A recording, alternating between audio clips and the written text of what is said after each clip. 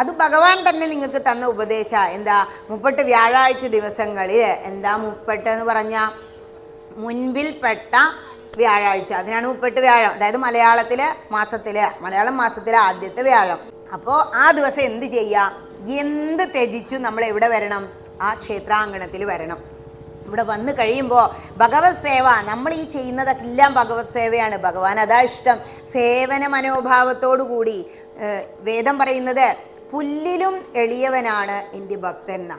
അപ്പോൾ ആ വിനയ മനോഭാവത്തോടു കൂടി ഹനുമാൻ സ്വാമി നിൽക്കുന്നത് കണ്ടില്ലേ? തൊഴുതുകൊണ്ട് ശ്രീരാമചന്ദ്ര അങ്ങ് മാത്രം മതി, അങ്ങയുടെ നാമമാണ് എൻ്റെ ശക്തി എന്ന് പറഞ്ഞിട്ട് ആ ഭാവത്തോടു കൂടി നിങ്ങൾ അർച്ചനയിൽ പങ്കെടുക്കുക. അർച്ചന ചെയ്യുമ്പോഴോ ആ ഇലയിൽ നിന്ന് ഒരു പൂവെടുത്ത് ഈ ഹൃൽ പത്മത്തിൽ, നമ്മുടെ ഈ ഇവിടെ ഒരു ഹൃദയം ഉണ്ടല്ലോ, അത് താമരയോ ആണെന്ന് വിചാരിക്കുക. ഈ ഹൃദയം തന്നെയാണ് ഭഗവാനെ അങ്ങേക്ക് ഞാൻ സമർപ്പിക്കുന്നത്. ഇവിടെ ദുർഗാദേവിയല്ലേ, ദുർഗയാണ് ആ വിളക്ക് എന്ന് സങ്കല്പിച്ച് ആ മനസ്സാകുന്ന താമരപ്പൂവ് അങ്ങനെ മലർത്തി, കൈ ഇങ്ങനെ വലിച്ചെറിയരുത്, പൂക്കൾ അങ്ങനെ മലർത്തി ആ പാദങ്ങളിലേക്ക്, വിളക്കിൻ്റെ പാദങ്ങളിലേക്ക് ഓം ശ്രീമാത്രേ നമഃ എന്നും പറഞ്ഞങ്ങോട്ട് അർച്ചിക്കുമ്പോൾ ആ അർച്ചിക്കുന്ന പൂക്കൾ എവിടെയാ വീഴുന്നതെന്നറിയോ?